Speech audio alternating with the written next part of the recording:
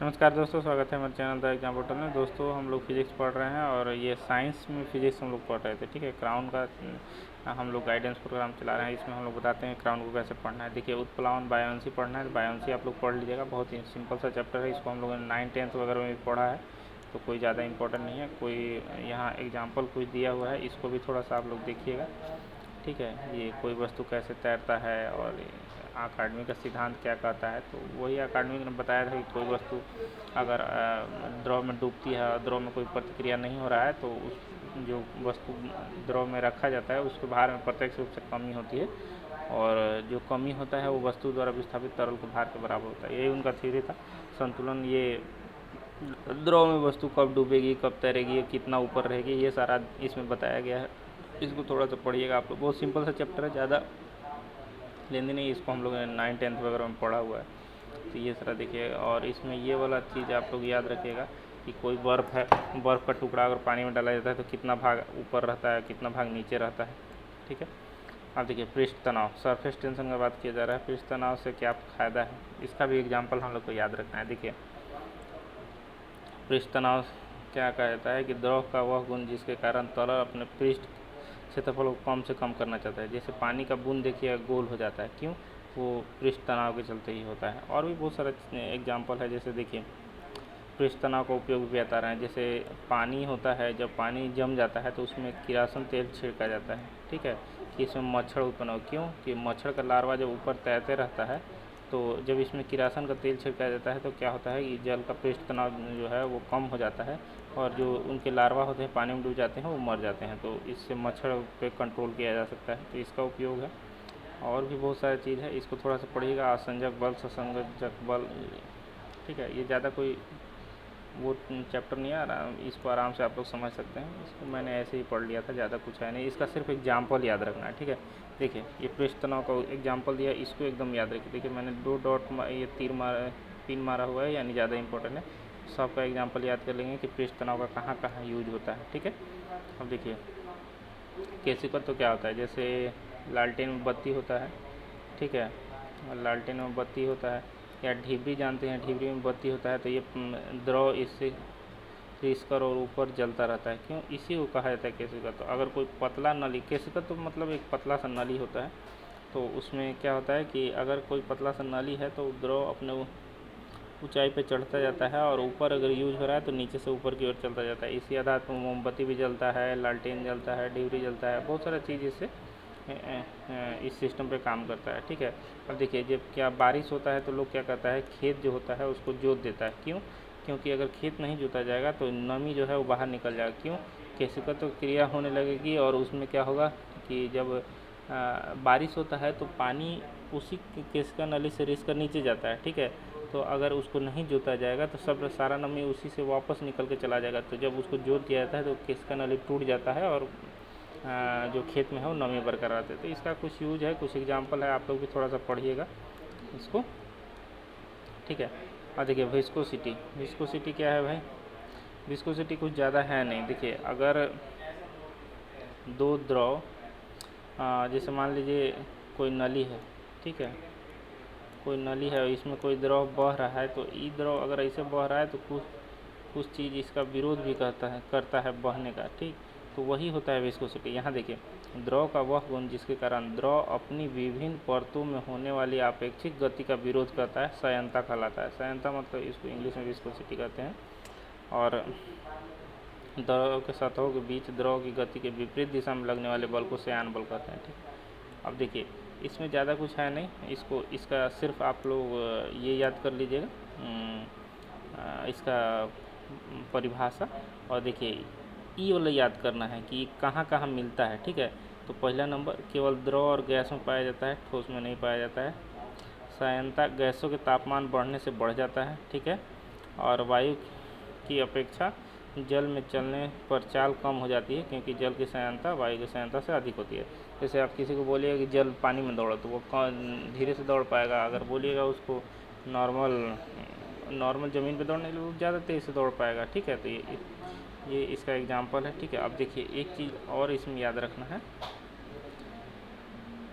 कि इस पर एक यंत्र बनता है। ठीक है, ये बर्नौली एक वेंटूरी मीटर। ये क्या होता है कि अगर किसी नली से कोई द्रव पास हो रहा है तो ज्ञात किया जा सकता है कि मतलब कितना, जैसे मान लीजिए अगर ये तेल का पाइप है तो कितना तेल पर सेकंड पास हो रहा है इस नली से, ये ज्ञात किया जा सकता है, मतलब क्वांटिटी आप ज्ञात कर सकते हैं।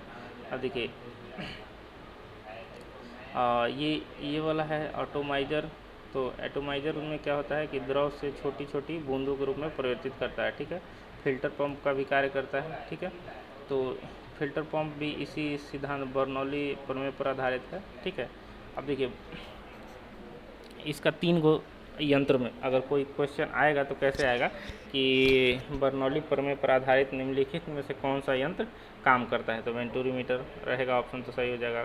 कहीं एटोमाइज़र रहेगा तो सही हो जाएगा, फिल्टर पंप रहेगा तो सही हो जाएगा, ठीक। इस तरीके से क्वेश्चन पूछा जा सकता है, ठीक है। अगर कोई पूछे कि वेंटूरी मीटर किस सिद्धांत पर कार्य करता है तो बर्नौली प्रमेय पर काम करता है, ठीक है। अब देखिए इलास्टिसिटी मतलब क्या, मान लीजिए कोई रबड़ है या कोई भी वस्तु है, उसको अगर हम खींच रहे हैं तो मान लीजिए इतना लंबा वस्तु था, अगर इसको खींच के इतना लंबा किया जा सकता है तो कहा जाएगा कि इलास्टिसिटी है इसमें, मतलब ये वस्तु खींचने पे बल लगाने पे थोड़ा फैल जाता है, ठीक है। तो इसका भी सीमा होता है अपना, ठीक है। तो उसको थोड़ा सा एग्जाम्पल आप लोग याद कीजिएगा। देखिए ये प्रत्यास्थता, इलास्टिसिटी, प्लास्टिसिटी, प्रतिबल, स्ट्रेस किसको कहते हैं, विकृति किसको कहते हैं, ठीक है। और इसमें कुछ इम्पोर्टेंट पॉइंट है उसको मैंने टिक भी लगा दिया है, ठीक है। और इसमें हुक का नियम भी याद रखना है, हुक का नियम भी याद रखना है, ठीक है। इसको पढ़िएगा आप लोग। अब देखिए प्रत्यास्थता गुणांक, ये सब नहीं पढ़ना है, ठीक है। ये भी सब नहीं पढ़ना है, ठीक है। अब देखिए कार्य ऊर्जा शक्ति, इसमें ये तो हम लोग जानते हैं। सबसे पहले तो ये याद रखिएगा इसका यूनिट किससे नापते हैं, इसको याद रखना है। कार्य क्या है, जब किसी वस्तु पर बल लगाने से वो विस्थापित हो जाए तो बल द्वारा किए गए इसे बल द्वारा किया गया कार्य कहलाता है, ठीक है। कार्य का क्या होता है फॉर्मूला, वर्ग बराबर बल गुने विस्थापन होता है, ठीक है। ऐसा ही मात्रक याद रख लीजिएगा, ठीक है। अब देखिए ये सब परिस्थिति वगैरह नहीं याद करना है, आगे बढ़ते हैं। देखिए ऊर्जा का पढ़ना है, ठीक है। अब जैसे देखिए ये वाला तो हम लोग बचपन में ही पढ़े थे, छठा क्लास में, कि अगर कोई वस्तु कोई व्यक्ति सिर पे उठा के खड़ा रहेगा का तो उसको काम नहीं कहा जाएगा, मतलब इसमें विस्थापन होना ही चाहिए, ठीक है। अब देखिए ऊर्जा, इसको पढ़िएगा। एनर्जी किसको कहते हैं, ठीक। एनर्जी का मात्रक याद रखना है जूल, एनर्जी का मात्रक आपको याद रखना है जूल है इसका मात्रक, ठीक है। और जूल मात्रक है, उसके बाद 2-3 प्रकार के होता है। एक होता है नॉन मैकेनिकल एनर्जी, यांत्रिक ऊर्जा, ठीक है। अब अयांत्रिक ऊर्जा के बहुत सारा रूप होता है, जैसे ऊष्मीय ऊर्जा, प्रकाश ऊर्जा, ध्वनि ऊर्जा, ये वाला। यांत्रिक ऊर्जा स्थितिज ऊर्जा, गतिज ऊर्जा के रूप में होती है, ठीक है। तो इसमें हम लोग जानते हैं स्थितिज ऊर्जा किसको कहते हैं, गति, मतलब कोई वस्तु में गति के कारण जो ऊर्जा होती है गति ऊर्जा, कोई तो उसकी स्थिति के कारण जो ऊर्जा होती है उसको स्थितिज ऊर्जा कहते हैं, ठीक। ये उसका एग्जाम्पल हमेशा याद रखिएगा।